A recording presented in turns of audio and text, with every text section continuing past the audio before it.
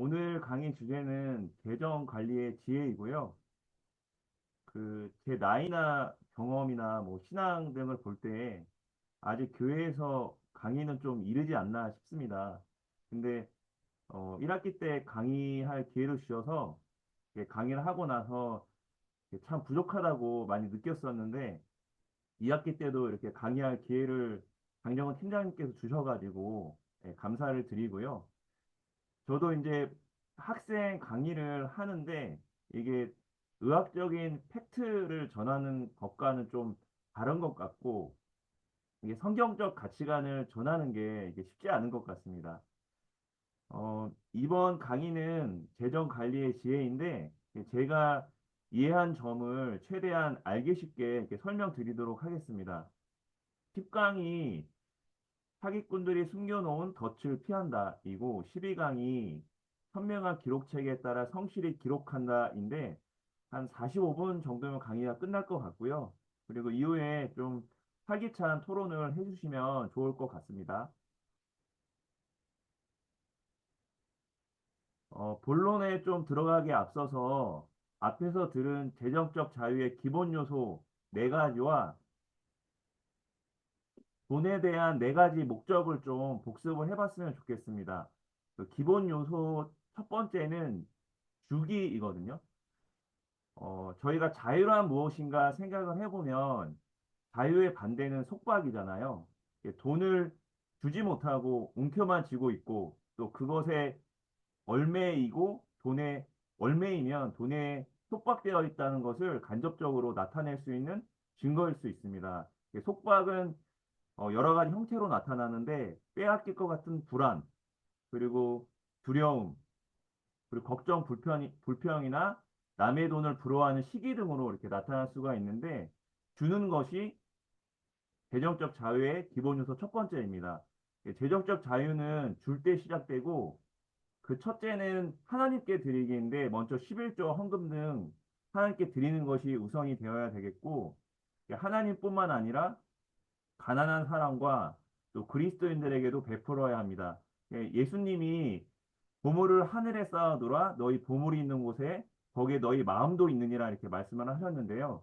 우리가 줄수록 베풀수록 하나님에 대한 사랑도 커지고 이웃에 대한 그런 사랑도 커집니다.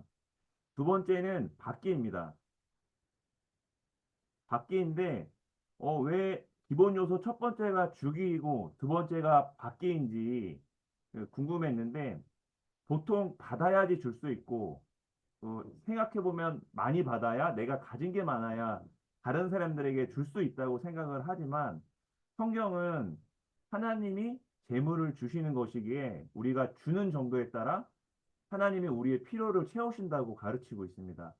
고린도후서 9장 6절에 인색하게 뿌리는 자는 인색하게 거둘 것이요 풍성하게 뿌리는 자는 풍성하게 거두리라 라고 말씀을 하시는데 뿌리는 게 먼저고 거두는 게 그 나중이라는 그 말씀이죠. 그래서 열심히 일해서 벌고 자원을 선용해서 전략하고 기도 응답으로 이렇게 재물을 받아서 진정한 번영이 하나님께서 비롯된다는 그 사실을 깨달아야 합니다. 그리고 세 번째가 관리하기인데 우리가 돈의 주인이 아니라 하나님이 우리에게 맡기신 물건을 관리하는 청지기임을 항상 기억해야 되고 저번 시간에 장정은 집사님의 강의와 또 앞으로 그런 배울 내용들을 통해서 우리가 어떻게 잘 관리할까를 배우게 될 것이고요. 오늘은 그 사기로부터 돈을 지키는 내용과 또 효율적인 기록을 통해서 잘 관리하는 것에 대한 내용입니다. 그래서 우리가 매 시간을 어떻게 보내는지 또 한 푼의 돈을 어디에 쓰는지 하나님 앞에 책임이 있고 그래서 모든 재정 결정은 성경에 원래 맞게 해야 된다라고 책은 소개를 하고 있고요. 돈에 대한 네 가지 목적은 첫 번째가 기본 필요를 공급하기 위함입니다. 하나님은 의식주를 공급함으로써 사랑을 드러내신다고 하고요. 이 목적을 우리가 기억할 때 우리가 날마다 하나님을 의지하고 또 하나님을 사랑하고 감사하는 마음 자세를 기를 수 있습니다. 그리고 두 번째가 방향을 확정하기 위함인데 살면서 저희가 많은 결정을 하는데 하나님은 돈을 공급하시기도 하고 차단하시기도 하셔서 방향을 알려주신다고 합니다. 이것을 통해 우리 삶의 주인이 누구인지 확인하게 되고 새로운 것들로부터 우리를 보호하고 또 인내를 가르쳐 주신다고 하고요. 세 번째가 그리스도인들에게 주기 위함, 그리고 네 번째가 하나님의 능력을 보여주기 위함인데 실제로 우리 교회에서는 이삭죽기 헌금 하잖아요. 그리고 구제헌금도 하고 있고 그리고 2년 전인가 저희가 보호작업장 하하호 브레드 개장을 했잖아요. 그때 한 몇 주 만에 한 1억 5천이 거쳤고요. 그리고 광주주간 보호센터 매입하는데 한 2주 만에 5억 정도가 거쳤거든요. 그렇게 그런 하나님의 능력을 보여주기 위한 것이 재정의 돈에 대한 기본 목적입니다. 앞으로 재정적 자유 이 강의에 있어서 기본 요소 세 가지와 기본 목적 네 가지를 기억하시면 전체적인 흐름을 파악하는 데 큰 도움이 될 것 같아서 한번 리뷰를 해봤습니다. 이제 본론으로 들어가겠습니다. 10장은 사기꾼들이 숨겨놓은 덫을 피한다인데요. 이 주제의 성구는 잠언 27장 12절입니다. 같이 한번 읽어보겠습니다. 분별이 있는 자는 재앙을 미리 보고 숨거니와 단순한 자는 나가다가 벌을 받느니라. 잠언 22장 3절에 거의 같은 내용으로 나오는데요. 제가 한번 읽어보겠습니다. 슬기로운 자는 재앙을 보면 숨어 피하여도 어리석은 자는 나가다가 해를 받느니라 라는 말씀이 있는데요. 분별이 있는 자가 슬기로운 자로 또 단순한 자가 어리석은 자로 또 벌은 해로 바뀌어서 나오는데 거의 유사합니다. 분별이 있는 자와 슬기로운 자는 통찰력이 있고 또 성견 지명이 있어서 피할 수 있는 불필요한 혼란을 피하는데 덫이 있으면 이제 미리 피해야 되지 않습니까? 조금이라도 뭐 어리석거나 단순한 자처럼 나가다가 걸려들면 손해나 손실을 보는 것은 어떻게 보면 당연하다고 할 수 있겠습니다. 책에서 베드로를 소개를 하고 있는데요. 베드로는 나쁜 속셈을 폭로한 사람이라고 소개를 하고 있습니다. 배경되는 성경은 사도행전인데요. 이 시몬이라는 사람이 나옵니다. 시몬은 미숙한 그리스도인이고 또 마술과 속임수를 행했었고 또 인기와 환성을 좋아하는 그런 사람이었습니다. 돈으로 성령의 능력을 하려고 했을 때 시몬이 그 바르지 못한 마음을 다 통찰했고 꿰뚫어서 질책을 했습니다. 그래서 시몬이 그 불의에 매여 있다는 점을 베드로가 분명히 알아챘고 악함을 회개하면 마음이 품은 것을 사하여 주시리라라고 이렇게 질책을 하거든요.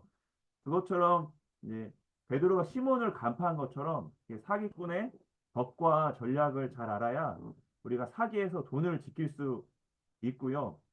그리고 더 나가서 이제 자신도 잘 알아야 되는데 강의 내용에서 이제 다루겠지만 사기꾼이 우리의 약점 그리고 탐욕을 이용을 하기 때문에 그 덫에 빠지지 않기 위해서는 우리의 마음의 동기나 약점도 잘 점검할 수 있어야 하겠습니다. 사기 범죄가 생각보다 굉장히 많거든요. 2017년 대비 2022년도에 약 10만 건 정도가 늘었습니다. 그리고 전체 범죄 대비 사기 범죄는 22% 정도인데 전체 범죄의 5분의 1 이상이 사기 범죄입니다. 검거율도 2022년에 2017년 79.5%보다 58.9%로 많이 떨어졌는데 이렇게 된 이유는 사기가 좀 더 조직적이고 그리고 온라인이나 비대면 사기가 증가하고 초국경, 그러니까 해외에서 이렇게 사기를 치는 특성이 강해지고 또 어려운 신종 사기가 증가해서 이렇게 검거율이 낮아졌다고 합니다. 10대 악성 사기가 있는데요. 우리가 전세 사기 뉴스를 많이 접했잖아요. 그 큰 돈은 손해보고 뭐 자살까지 가는 그런 뉴스도 접했고, 그리고 보이스피싱 같은 전기통신 금융사기, 그리고 뭐 보험료를 타기 위한 보험 사기, 뭐 인터넷 거래를 이용한 사이버 사기 등 그 다양한 사기들이 정말 많이 있습니다. 그래서 우리는 가짜와 사기꾼을 알아채는 법을 배워야 하는데요. 앞에 자료에서 그 한국만 30만 명이 넘었잖아요. 세계적인 통계가 없지만 정말 그 문제죠. 많은 사람들이 수백만 명이 희생을 당하고 있다고 하고요. 사기꾼은 굉장히 전문가입니다. 그래서 말을 들으면 귀가 혹하고 10중 8구 넘어간다고 하고 이 사기꾼들은 약점을 최대한 이용한다고 합니다. 우리 열등감이라든가 죄책감, 그리고 여기 그림처럼 빨리 부자 되려는 그런 탐욕 등을 최대한 이용한다고 하고요. 그리고 누구나 쉬운 표적입니다. 뭐 나이, 학력, 경제력, 성별, 종교 이런 거 상관없이 모두를 공략을 하고 뭐 의사나 대학 교수 같이 고학력을 가진 사람도 사기를 당했다는 뉴스를 접하곤 하죠. 그리고 자만심을 공략을 하고요.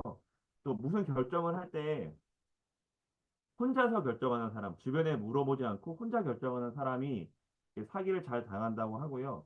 그래서 이제 뒤에 책에서 나오지만 자신을 잘 아는 사람, 그러니까 이 책에서는 권위자라는 표현을 쓰는데 그 잘 아는 사람의 조언이나 충고를 귀담아 들어야 사기를 피할 수 있다라고 소개를 하고 있고요. 아까 표에서 봤던 10대 악성 사기처럼 여러 사기들이 있는데 그 사기꾼들이 놓는 그러니까 사기 수법이 각양각색이라서 잘 훈련된 사람조차 쉽게 넘어간다고 합니다. 그래서 우리는 그래서 사기꾼의 덫을 잘 찾아내야 하는데요. 이게 낚시를 할 때 그 갈고리에 미끼를 걸어서 입질을 하는 걸 생각을 해보시면 되는데요. 미끼는 우리 인간의 필요와 욕구이고 은밀한 꿈이 이루어질 수 있다고 설득하는 그런 방법입니다. 뭐 3주 만에 돈이 2배가 되면 어떻겠어요? 뭐 확실한 살 빼기 프로그램 등이 있는데요. 이렇게 은밀한 욕구를 미끼로 사용을 하고요. 그리고 갈고리는 인간의 타락한 본성을 얘기를 한다고 합니다. 그래서 공짜 심리라든가 불로소득, 그리고 남을 이용해서 이익을 보려는 욕심, 그리고 바꿀 수 없는 결점에 대한 초조, 또 노화를 받아들이지 못함, 그런 본성을 이용을 한다고 하고요. 이 설치는 이렇게 환경을 만드는 건데 되게 팀으로 움직이고 바람잡이를 붙이고 가짜 실험 결과와 문헌을 보여줘서 이렇게 문서를 보여주면서 안심시키는 방법을 사용한다고 하고요. 그리고 입지를 해서 결정하도록 압박을 하는데 시간이 얼마 남지 않았다, 뭐 평생의 기회이다, 미끼로 이렇게 압박하고 권위자의 조언을 듣지 못하게 한다고 합니다. 그래서 요 지금 덫에 이렇게 돈이 막 쌓여 있는데 여기 손을 집어넣었을 때 결과가 어떨지 상상만 해도 끔찍하죠. 그래서 성경의 원리를 타협없이 따르기로 해야만 그 사기꾼들한테서 보호받을 수 있기 때문에 저희가 이제 그 성경의 원리를 적용해서 사기를 피하는 법을 하나씩 사기 유형과 피하는 원리를 적용을 하면서 한번 살펴보도록 하겠습니다.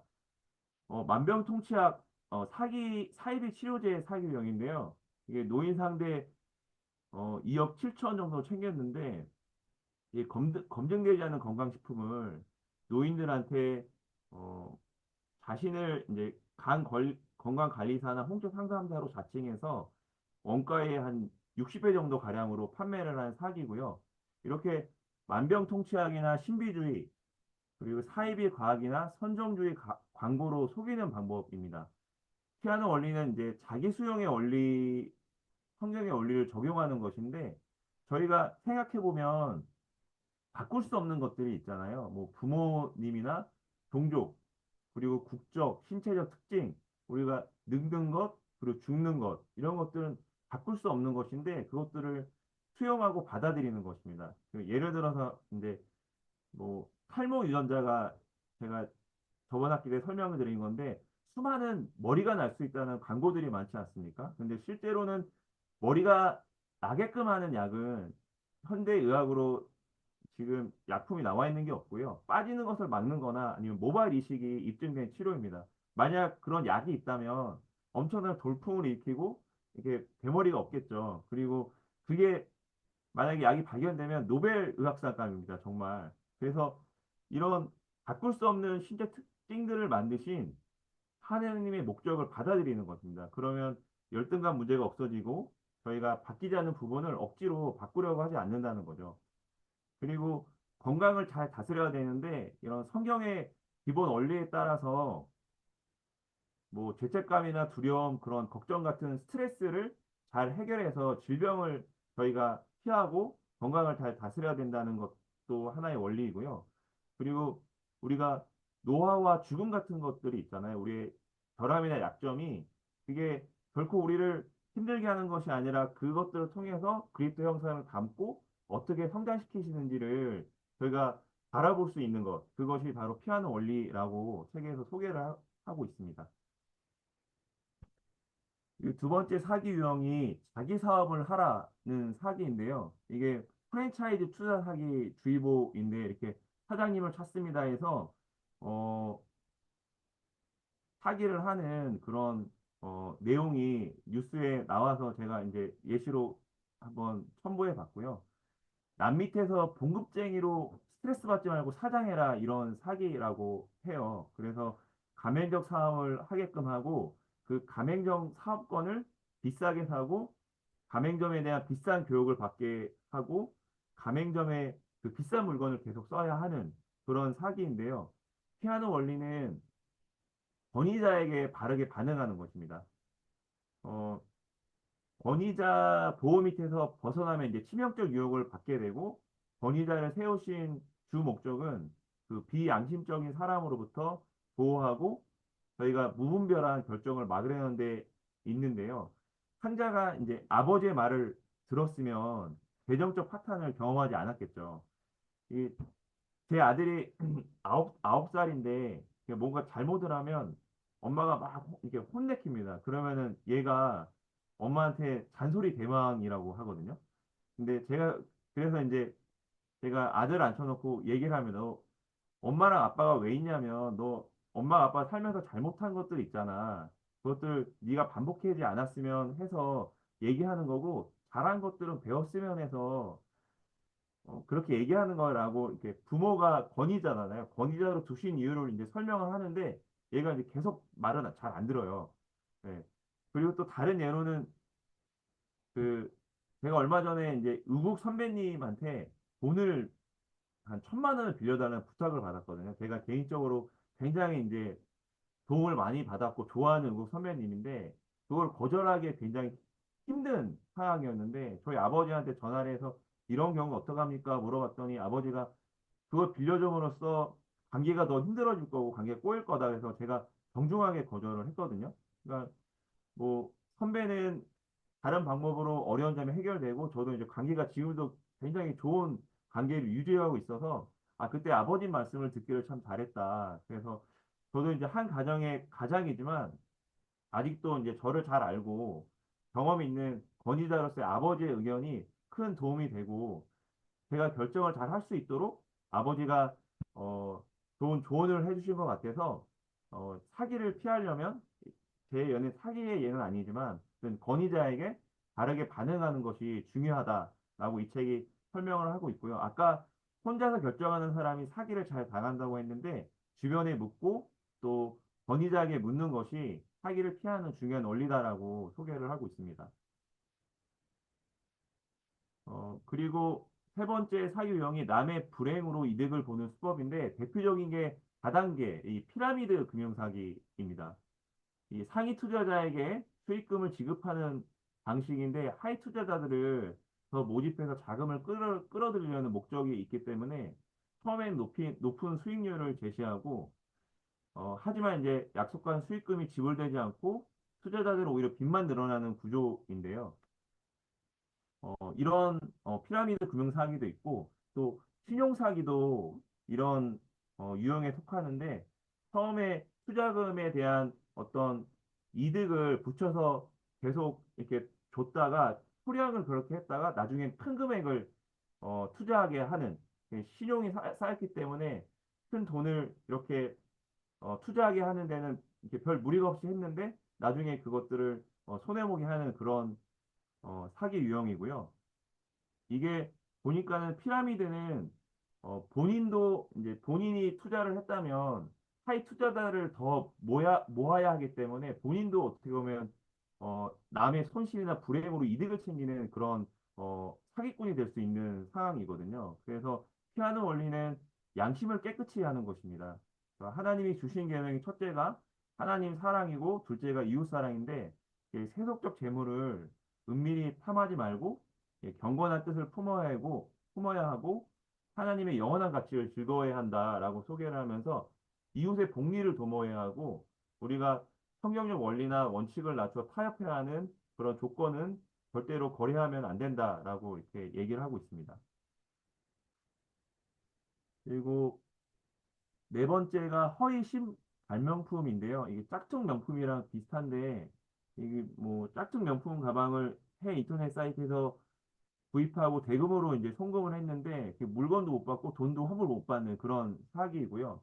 이게 비슷한 것 같은데요. 허위 발명품이 시장에서 대박을 터뜨릴 것이다. 뭐 이렇게 투자자의 마음을 흘리고 좋은 기회니 누구에게도 말하지 말라 이렇게 얘기하는 사기 유형이고요. 피하는 원리는 권리를 하나님께 드리는 것입니다. 지출 결정권을 드리는 것인데 돈을 지출할 때 성경의 어떤 원리도 어겨서는 안 되고 권리를 하나님께 드리는 그런 원리이고요. 이게 발명품을 소득원으로 삼아서 나의 재정적 책임을 대신하려고 하는가 그런 마음이 있는지 점검하는 것도 필요합니다. 그리고 다섯 번째가 수리 요구인데요. 이거 뭐 가스 점검 났습니다 이러면서 멀쩡한 보일러를 수리해야 한다라고 이렇게 어, 욕을 하면서 거액의 수리 비용을 청구하는 이런 사기이고요. 음, 이 사기 유형은 우리의 좌절이나 초조, 무지 때문에 어떻게 보면 짜증스러운 일인데 그거를 못 견디고 돈을 더 빨리 써서 해결하려는 그런 사람의 심리를 이용한다고 합니다. 피아노 원리는 짜증을 바르게 처리하는 것인데 음, 이 짜증스러운 일들을 방해꾼처럼 여기서 화내지 말고 친구처럼 반겨라. 이렇게 소개를 하고 있고요. 그 짜증스러운 일을 통해서 우리에게 인내를 가르치려고 하는 그 하나님의 목적에 감사하라. 라고 소개를 하고 있습니다. 이게 제가 관련이 좀 없을 수도 있는데 제가 한 8년 정도 된 TV가 집에 있었거든요. 근데 이게 언제부턴가 잘 안 되는 거예요. 그래서 AS한테 전해서 물어봤더니 뭐 메인보드를 고쳐야 되고 출장을 해야 되니까 뭐 15만 원 정도 수리비가 든다고 하는 거예요. 그래서 제가 컴퓨터가 안 될 때 이렇게 본체를 분리해서 좀 안에를 청소하면 됐던 기억이 나가지고 텔레비전을 분리해가지고 안에 뭐 잭이라든가 이런 거 먼지도 닦고 잭도 새로 연결하고 막 그랬더니 잘 되더라고요. 그래서 비슷한 경험 같아서 나눠드리고요. 그리고 여섯 번째가 육감적 쾌락의 사기 유형인데요. 가장 파괴적인 사기 유형인데 우리를 음란에 빠뜨리는 수법이죠. 이게 꽃뱀 사기 아시죠? 남자 꽃뱀도 있더라고요. 나 시그널에 살아 이렇게 대력가 행사를 하면서 2천만 원 정도 가로채 30대 남자가 이제 징역형을 선고받았는데 이 사기 유형은 돈뿐만 아니라 우리의 몸과 혼을 망친다고 합니다. 그래서 쾌락을 즐기게 해놓고 비밀을 지키기 위해 돈을 지불하게 하는 그런 사기 유형이고요. 피하는 원리로는 도덕적 자유란 즐겨도 되는 것이 아니라 유혹을 피하는 능력이기 때문에 도덕적 자유를 택하는 것이 피하는 원리가 되겠습니다. 사기를 취했을 때 취할 단계별 행동은 첫 번째가 탈출할 방법을 빨리 찾는다입니다. 노루가 사냥꾼의 손에서 벗어나는 것 같이 새가 새 사냥꾼의 손에서 벗어나는 것 같이 내 자신을 건질지어다라고 잠언 말씀이 있고요. 하나님이 세우신 권위자의 보호 아래 들어가는 것인데 공무원이나 뭐 공정거래위원회, 소비자 상담센터에 신고하고 조언에 따라 조치하는 것이 필요하고요. 그리고 물론 기도를 해야 되고 그리고 앞으로 이제 이런 사기에 더 당하지 않기 위해서 취약점 원인을 찾아서 어, 바로잡는 것이 필요한데 뭐 하나님 세우신 권위자의 밑에 벗어나는가 빨리 부자가 되려고 욕심을 부렸는가 또 게을러서 일하지 않고 돈을 벌려고 했는가 자신을 거부하고 변경 불가능한 부분을 바꾸려고 했는가 이런 부분들에 대해서 한번 점검을 해봐야 된다라고 최근 소개를 하고 있습니다. 음, 다음은 12장 현명한 기록책에 따라 성실히 기록한다이고요. 주제 선고 고린도전서 4장 2절 말씀인데 같이 한번 읽어보겠습니다. 또한 청지기들에게 요구되는 것은 신실한 사람으로 드러나는 것이니라. 재물은 하나님이 주신 것이고 우리는 하나님의 방법으로 관리하는 청지기인데 그 청지기로 이제 재물을 관리할 때 신실하게 관리를 해야 되고 그 방법 중에 하나가 바로 기록이라고 책이 소개를 하고 있고요. 에스라를 또 책 첫 장에 소개를 하고 있는데 세밀한 회계 관리로 자산을 보호한 사람이라고 말하고 있습니다. 하나님이 에스라에게 재물을 맡기셨는데 이 에스라는 굉장히 세밀하게 그것들을 관리했는데요. 에스라가 이제 바벨론 포로 귀환 시 성전 재건을 하기 위해서 가져온 은과 금과 그릇을 그 바벨론에서 이스라엘로 이제 출발하기 전에 양이 얼마인지 그 정확하게 달아서 무게를 쟀고 출발을 해서 이동 중에 이제 도둑이나 분실에 대비를 했다고 합니다. 그리고 목적지에 도착해서는 믿을 만한 증인들 앞에서 모든 것들 수대로 세고 무게대로 달아서 기록해서 정확하고 세밀하게 기록을 해서 하나님이 주신 그 성전을 회복 재건을 위한 그 재물들을 잘 지켰다고 하거든요. 그래서 에스라를 소개를 하고 있고요.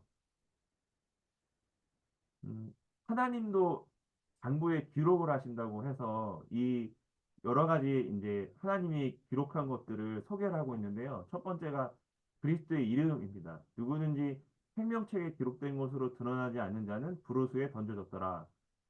우리들의 이름이 하나님 장부에 기록되어 있고요. 또 별들의 이름, 당연 영광송이었는데 별들의 수요를 세시고 그것들의 이름대로 부르시는다라고 말씀하고 있고요. 또 우리가 흘린 모든 눈물, 내 눈물들을 주의 병에 담으소서 그것들이 주의 책에 있지 아니하나이까. 우리가 흘린 눈물들 기록되어 있고 그리고 신체 특징 형성되는 나의 모든 지체들이 주의 책에 기록되되 그 지체들 중에 아직 하나도 존재하지 않았을 때에 기록되었나이다.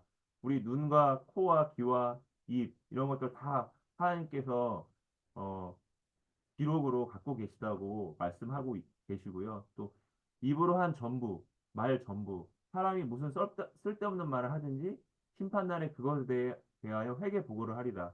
이 말씀은 정말 우리가 주의해서 봐야 될 말씀 같고요. 그리고 모든 하나님의 일들, 너희 행위와 그분의 이름을 위해 너희가 보여준 사랑에 쓰고 잊지 아니하시느니라. 우리가 하나님을 위해서 그분의 이름을 위해서 한 행위들, 일들을 다 기록을 하신다고 말씀을 하고 계세요. 그리고 하나님께 드린 돈, 그리고 우리의 머리카락 수, 하나님을 두려워하는 사람들 이런 것들을 하나님께서 기록을 하셨기 때문에 우리도 자녀된 자로서 기록을 잘 해야 될 것 같습니다. 음, 그래서 효과적인 회계 관리를 해야 하는 10가지 유예에 대해서 책에서 소개를 하고 있는데요. 첫 번째가 하나님이 우리에게 무엇을 맡기셨는지 알게 됩니다. 그러니까 우리가 하나님이 주신 참 가치를 알 수 있고 그 참 가치를 알 수 있는 시야가 넓어진다는 것인데요. 에서 얘기를 합니다. 에서는 장자권의 가치를 죽 한 그릇에 동생에게 넘겼죠. 그 가치를 깨닫고 다시 찾으라 했는데 이미 늦었습니다. 히브리서 12장 7절 말씀에 그가 그의 축복을 이어받으려고 눈물을 흘리고 염려하여 뜻을 돌릴 곳을 구하였으나 그것을 찾지 못하였느니라라고 말씀을 하고 있고요. 이 회계 관리 기록은 단순히 물질이나 자산에만 국한된 게 아니고 이런 뭐 영적인 분화, 건강, 가족, 친구, 기회, 기술, 시간, 소유, 돈 이런 것들까지도 적다 보면 우리가 이제 참된 가치를 알아보는 그런 시야가 넓어지고 하나님께 감사하게 된다라고 소개를 하고 있고요. 그리고 두 번째가 하나님이 이미 주신 것을 활용할 의욕이 생긴다라고 말하고 있습니다. 즉, 우리가 이제 자산을 늘릴 때 우리의 동기를 돌아볼 수 있고 그 현명한 투자를 할 수 있게 하는 것이 바로 기록이라고 이제 얘기를 하고 있는데요. 재물은 하나님이 주시는 것 아닙니까? 그래서 하나님이 주시는 것이기에 우리가 자산을 잃을 때 우리의 동기가 굉장히 중요하다라고 소개를 하면서 달란트 비율을 얘기합니다. 그러니까 5달란트 받은 그 종이 5달란트를 남겼는데 그 목적이 주인의 목적을 이루어서 주인의 목적대로 그 돈을 남겼다는 것이고 칭찬을 들었지만 어리석은 부자는 단순히 노예의 안락한 생활을 위해서 재물을 쌓아서 하나님이 이제 그 어리석다고 말씀을 하셨죠. 그것처럼 하나님이 우리 은밀한 속됨을 다 아시기 때문에 어, 우리 동기를 다시 한번 이제 돌이켜 볼 수 있다라고 이제 설명을 하고 있고요. 현명한 투자는 활용한다는 것을 얘기를 하는데 투자를 어떻게 했느냐에 따라 하나님께 칭찬과 책망을 받을 수 있습니다. 그래서 예수님의 이름으로 냉수 한 잔만 투자해도 영원한 상을 받는다고 말씀을 하셨거든요. 그래서 어떻게 투자했느냐가 굉장히 중요하고 제가 의욕이 생긴다라는 말이 있는데 이 말의 의미를 좀 생각을 해봤는데 예를 들어서 이제 시간도 하나님이 우리에게 주시는 것인데 예를 들어서 우리가 시간을 잘 관리하고 또 기록해서 그 가운데 우리가 이웃을 사랑하고 또 남을 돕는 그 섬기가 봉사 등 이렇게 영하는 것들에 투자할 그런 의욕이 생긴다라는 그런 어, 의미 같습니다. 그리고 세 번째가 무엇을 교환할지가 보인다인데 기록을 잘 하게 되면 진짜 가치 있는 재물을 알아보고 또 참된 거래를 할 수 있다라고 소개를 하고 있고요. 어, 인플레이션이 도둑질이다라고 이제 이 책에서 소개를 하고 있습니다. 어, 유동성이 풍부히 공급해서 물가가 상승해서 또 인플레이션이 되면 분의 가치가 하락을 하잖아요. 뭐 예를 들어서 옷이 뭐 3만 원에 한 벌, 3만 원에 한 벌을 샀지만 인플레이션이 되면 뭐 똑같은 옷을 한 벌에 6만 원 사면 우리는 산술적으로 3만 원이라는 돈을 도둑맞는 것이고요. 인플레이션이 뭐 긍정적인 부분도 있지만 그 자산이 많이 부풀려져 있는 것이 사실인 것 같고요. 그래서 이 책은 우리가 인플레이션이 아니라 거래와 매매 높은 생산력, 자원 활용 전략 등을 통해서 부를 늘려야 한다라고 소개를 하고 있고 또 효과적인 회계 기록이 없으면 수집가처럼 그냥 쓸데없는 미래에 별 가치가 없는 것들을 쌓아만 두고 진짜 재물을 어, 저희가 거래할 수가 없다고 합니다. 그래서 소유를 팔아 밭에 숨겨진 보물을 산 그 사람처럼 우리가 정말 중요한 것을 바꾸는 행위이고 또 인생이라는 게 이제 덜 중요한 것을 더 중요한 것으로 바꾸는 행위인데 그렇게 중요한 것에 좀 초점을 맞춰야 한다라고 소개를 하고 있고요. 이런 경우가 있잖아요. 돈을 막 벌었는데 건강을 잃고 다 쓰지도 못하는 그런 경우가 있잖아요. 그래서 기록을 통해서 무엇을 교환해야 할지 초점을 맞춰야 하고 그게 바로 영적인 삶으로 우리가 교환해야 된다라고 이렇게 소개를 하고 있습니다. 네 번째가 억지로라도 소득 범위 내에서 살게 된다라고 소개를 하고 있는데 말씀에 너희 중에 누가 망대를 세우고자 할지인데 그래서 저희가 이제 명확한 계획을 세울 수 있고요. 그리고 먼저 앉아 그 비용을 계산하지 아니하겠느냐. 그래서 정확히 그 비용이 얼마인지 산출을 해야 되고 또 자기의 가진 것이 중고까지에 국한는지 그래서 유용한 자산을 우리가 확보해야 되고 또 그렇게 하지 그렇게 하지 아니하여 그 기초만 쌓고 능히 이루지 못하면 하나님께서 딱 알맞은 때를 주시기 때문에 그 때를 기다리면서 알맞은 때를 선택해야 된다라고 이제 얘기를 하고 있고요.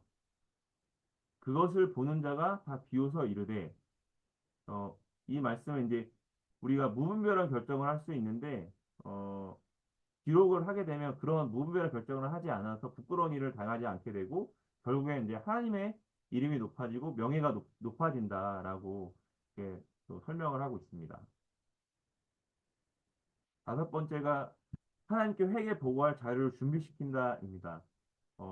이 말씀은 그러므로 이와 같이 우리 각 사람이 자신에 관한 하나님께 회개 보고를 하리라라고 설명을 하고 있는데요.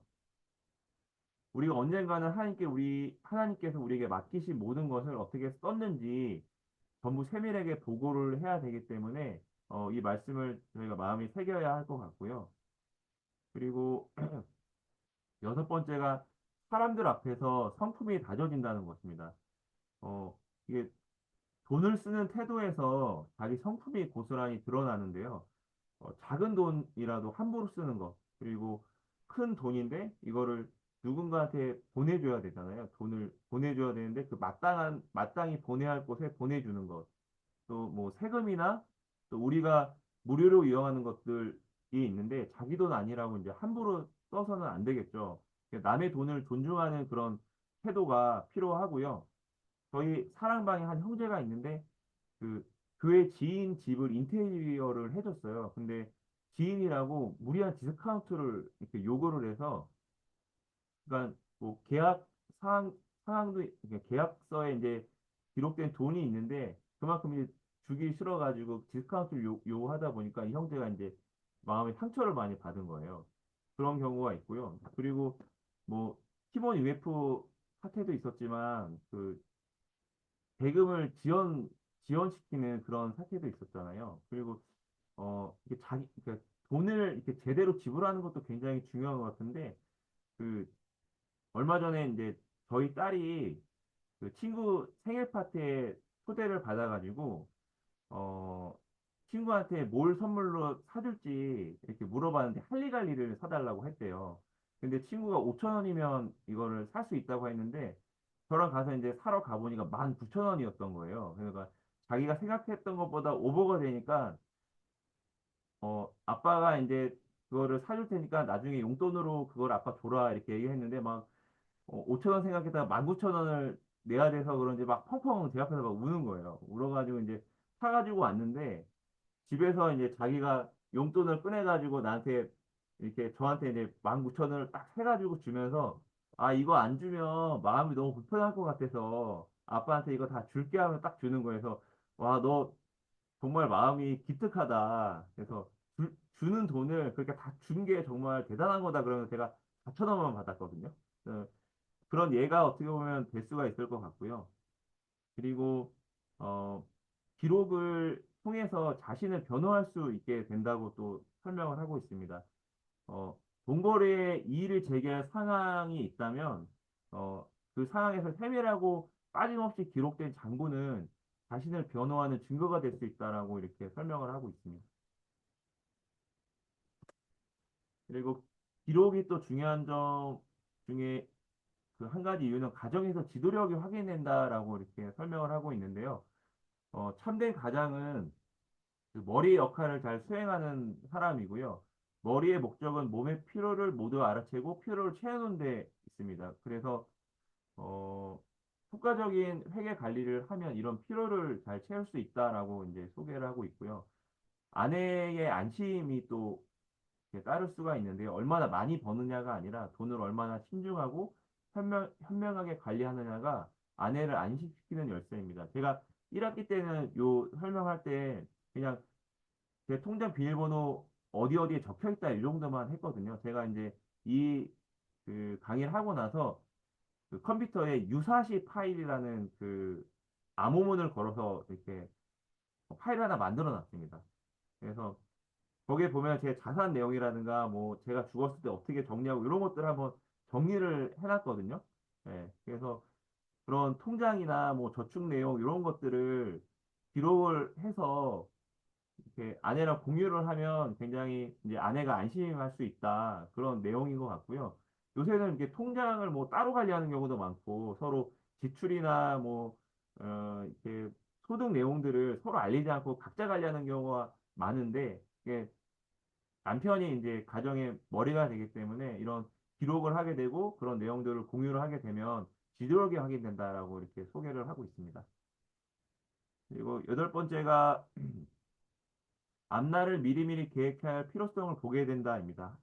하나님의 공급 방식은 풍요와 궁핍, 수확기와 동절기를 번갈아 겪게 하는 것이기 때문에 이런 변화에 맞춰서 지혜롭게 계획하고 준비하는 법을 배우기를 바라십니다. 요셉이 흉년을 대비해서 수확량의 5분의 1을 비축했고 또 다윗이 하나님의 성전을 짓기 위해 솔로몬이 지을 그 성전 건축을 미리 준비했듯이 쓸 일이 생기기 전에 미리미리 갖춰 놓아야 하는데 그럴 때 이제 효과적인 회계 관리가 필요하다라고 이렇게 말을 하고 있습니다. 그리고 도둑을 막을 수 있는데요. 도둑질이 이제 타락한 인간의 본성이잖아요. 자원과 소유는 이제 하나님 것이기 때문에 철저한 회계 관리를 통해서 도둑이 틈타지 못하도록 어, 그러니까 도도로 안 맞아 이제 책임감 있는 청지기가 되겠죠.